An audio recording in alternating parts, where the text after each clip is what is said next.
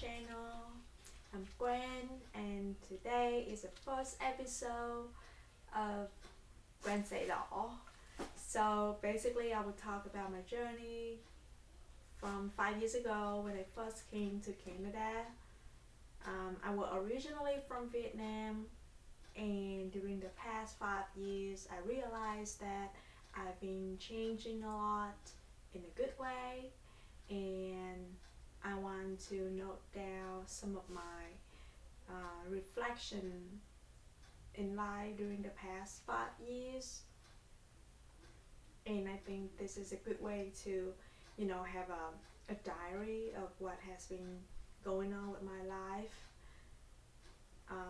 I would say that the fact that I can study abroad in Canada is really a milestone, like a life-changing milestone for me. I didn't think like the thought of studying abroad is something that I've been always wanted to do since I was a young kid, and back to like 2000 ish. That is the time when I was in high school, and I want to study abroad since that time, but my dream wasn't fulfilled yet at that time because there's so much thing going on.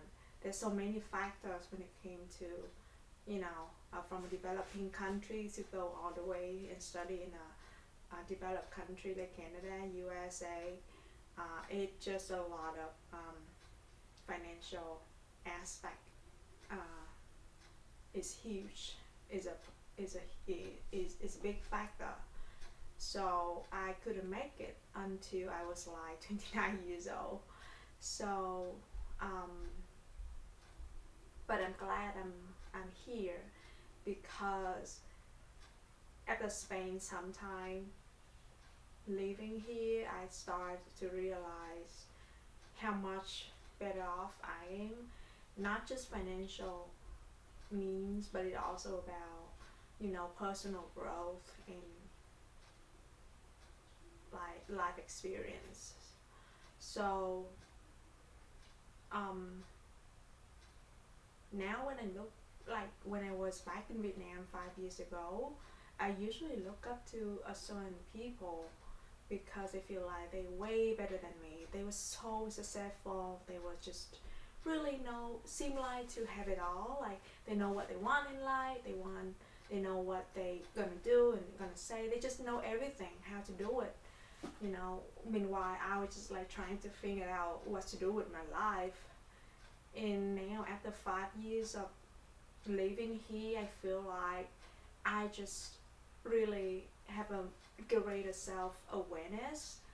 And when I am self-aware, I have a high self-awareness, I feel like I'm very comfortable on my own skin. And that means I look at success in a different way. It's just not a narrow or single-minded way of defining success like it used to be when I was younger. But now success to me is just more, like broader. And success to me means inner peace and to be comfort with who you are, and you just a big part of it is also you enjoy your solitude and enjoy spending time with yourself, not alone, but more like with yourself. Um, so I think the biggest part is when I look at the people that I used to admire in the past, I feel like I no longer admire them that way. I mean, like, it's not like I disregard them or anything. It's more like I feel like they're just human, just like me. I no longer idolize them or like just trying to be them. I no longer try to be them, or like just because they look so shiny and they look so successful, I no longer try to be like that. I'm just very comfortable with my own. And I think that's a big part of growing up, and realize that not everybody is perfect, and like everybody is not perfect, and you just gotta be comfortable with yourself, and at the same time still trying to, you know, develop personal growth. And I think living in Canada just makes me more, you know, there's a lot of things that I've been changing. One of the thing is when I was living in Vietnam, which is a communism country. So all of the news that I've been hearing, it just basically one way, like one side. It's all about um, kind of it's not very extreme like in North Korea where you know just um, but it's kind of similar in that way. Like you just only you usually only hear the good news from the one party that is ruling the country, and the party is always like demanding you to be loyal and expect you to be loyal and you know serve them, and you didn't question the duty of the party, the communism party, to serve you, or you don't feel like you have the right to supervise them on whatever they are doing, and they just whatever they do, and if it happened to be a mistake they just somehow justify all of it and you just don't question it. So I think that is the big part, because when it comes to education, what I was educated in Vietnam back then is just very one-sided way of educating. um, I never questioned back.